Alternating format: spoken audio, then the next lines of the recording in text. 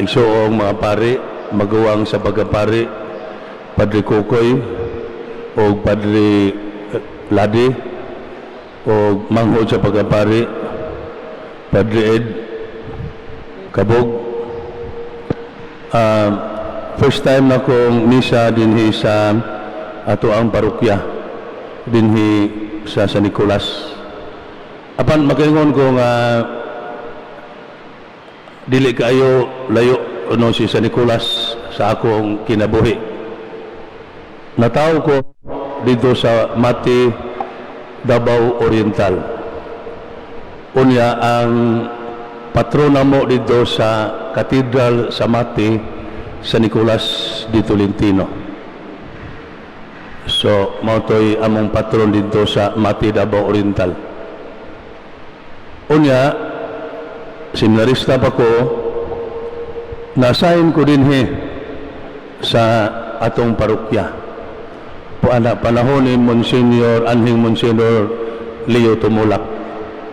Kadtong naubispo siya niya, first niyang assignment, kining San Nicolas.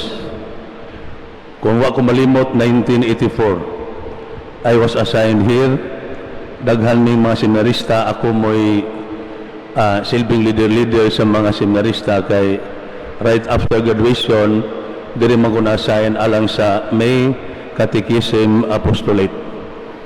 So diri nako seminarista 1984. Unya pagkapari nako, ang second assignment nako is si Parish Priest San Nicolas de Tolentino Parish, Malaboyok, Cebu.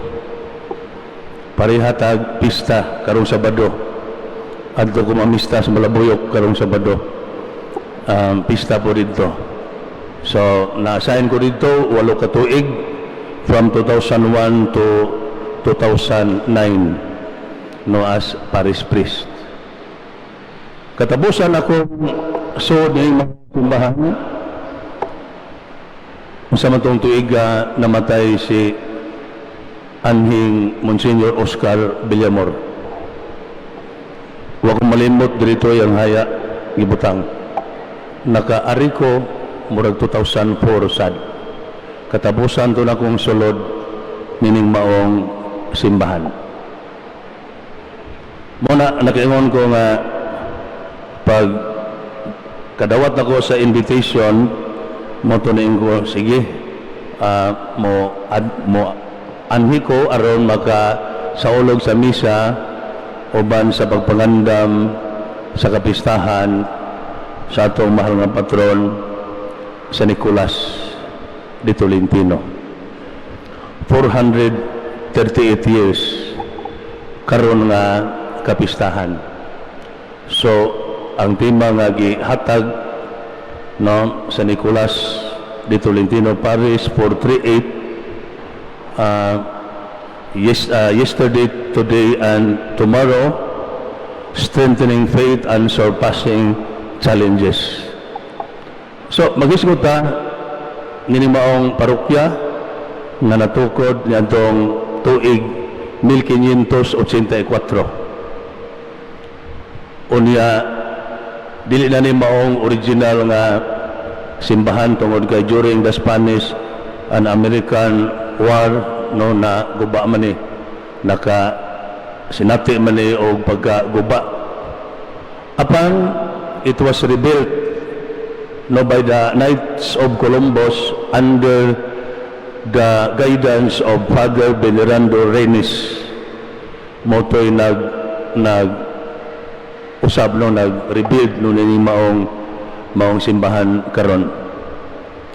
Og sigon sa ako na gikan niadtong tuig 1584 hangtod karon sigon sa records doon na mga 123 ka mga pare nga na-assign dinhi sa atong parokya. Apil na in counting ang mga assistant.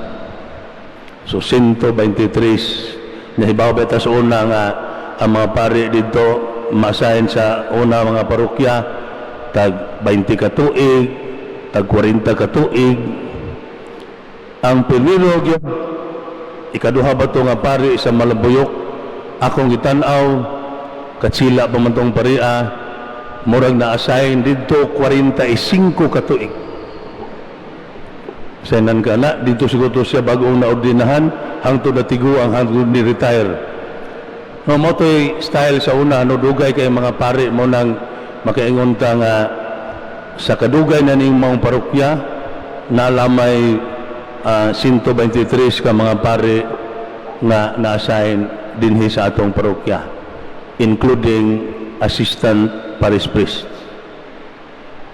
May suon, atong nakita no ang atong patron si San Nicolas de Tolentino, dili lang milagroso, apan atong makita siyang kinabuhi ang iyang hugot kaayo nga pagkamaampuon, ug labi na gyud ang iyang kinaiya sa pagkamahigugmaon sa mga kabos.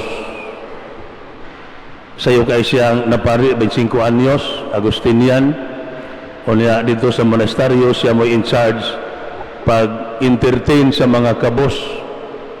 Muna nga di na ko makalimtan kanang human sa misa sa pista nga ang mga panalanginan aron ipanghatag sa mga kabos sa mga tao. So kay mo man iyang kinabuhi, no, nag-in charge siya sa pag-atiman sa mga kabos nga moduol sa monastery, no, sa iyang panahon. Mamagani nga siya inigpanghatag, hatag ay hatag, way hunahunag, mahurot manig sa di. Mao na nga nabalaka ang mga kauban, niingon niya nga base bayagwa natay ikahatag, apan dako kayo ang iyahang pagsalig sa Ginoo nga dili gyud sila mahutdan, because God is never outdone, no, in His goodness, in His love and charity. Muna yung anak ka ligon ang pagtuo sa atong mahal nga patron. Muna nga iyag yung giatiman pag-ayo kaniadto ang mga kabos. So sa atong panahon karon isip parokya, ang makapalig-on sa atong kinabuhi sa pagtuo mao ang paghatag o importansya sa mga panag-inan, no, sa atong mahal nga patron. Unas tanan ang makapalig-on kanato taliwala sa mga panghitabo karon sa atong palibot, ang pag-ampo gyud. Mo ginay pag-ampo. Mo ni di nako kalimtan sa dito pa mi sa seminaryo na mo gini panultihon ni anhing Monsignor Filino Cabalya, ang amo ang rektor kaniadto sa college. Mingon siya nga ang pag-ampo maoy atong kinabuhi na nato nga mga magtotoo ang pag-ampo sa mga ang tubig maoy kinabuhi sa isda. Kanang isda imo nang hawason sa tubig, mamatay gyud na siya do. Muna nga ang tao nga walay pag-ampo patay. Mamatay gyud ang tao nga walay pag-ampo. So mo ni alang nako magapalig-on sa atong pagpanaw sa atong kinabuhi dinhi sa kalibutan, kanang pag-ampo. Ikaduha nga magapalig-on ta sa atong kinabuhi sa pagtuo, ang atuang pagpakita sa atong gugma sa Dios diha sa atong isikaingon, labi na gyud sa mga igsuon nato nga dunay mga panginahanglan. Mamagay na ang atong Santo Papa, no, mo ingon gyud siya nga ang mga shepherds kuno kinahanglang manimaho nga karnero. So dako kay ning hagit, no, sa mga shepherds kanang pagtubag nining maong hagit nga manimaho sang karnero. Sa ato ba dili lang kay layo sa mga karnero, kundi makig-uban gyud sa karnero aron manimaho sang karnero. This is a big challenge, no, for us shepherds. So pinaagi sa atong sunod sa pagka mahigugmaon ni San Nicolas sa mga tao, nautunta nga mao kini makapaligon sa atong gugma sa Dios, ang atong paghigugma sa atong isig ka tao. Sa atong kinabuhi, doon na kita mga hagit nga ato bangon na binagyod kon mabot siguro ang mga pagsulay o mga katalagman. No, murag dalira ka isa, no, ang bagyong Odette, September na ron. Unya, murag tulong 1 year na ang bagyong Odette. December 16 man to last year. Pag unag yung adlaw sa Misa de Gallo. Ang uban yan, hangtod karon recover. Gawas na itong nakarecover na. So, unsaon na to nga sa gubang pag-atubang no nining mga inutampong challenges, mga pagsulay no sa atong kinabuhi. Kung ato tanawon karon ang atong Evangelyo, mao ang pagpili no ni Hesus sa mga apostoles, sa napulog duha ka mga tinun-an mga apostoles. So, kibawta nga ang mga apostoles kaniadto nakasugat sa og daghang kayong mga pagsulay sa ilang kinabuhi. But then they withstood all the challenges. Tungod kay una, kay balo sila nga ang Ginoo nakig-uban kanila. Ikaduha, ang ilang buhat no practically is God's word. Sila mga instrumento lamang, sila mga emisaries lamang sa puno sa Dios, ang mga apostoles. Apan bisan pa sa nagkailang daghang kayong mga kalisdanan na ilang nasugatan, apan nibarog lang gihapon sila. Tungod kay ang Ginoo mamangyoy nakig-uban no kanila. Muna, as we face all the challenges ahead of us, hinaut-unta nga yung sa dinig ka ligon unta ang atong pagsalig, pagtuo nga we are not alone sa atong pagpakigbisog, pag-atubang no ni mao mga hagit sa kinabuhi. We are never alone because God is with us. And that is God's promise nga I will be with you till the end of time. Na di gyud ang tapasagdan sa Ginoo nga ang ato lang ang Ginoo ana kanunay nakig-uban o nakig-abin kanato even in the darkest moments of our lives.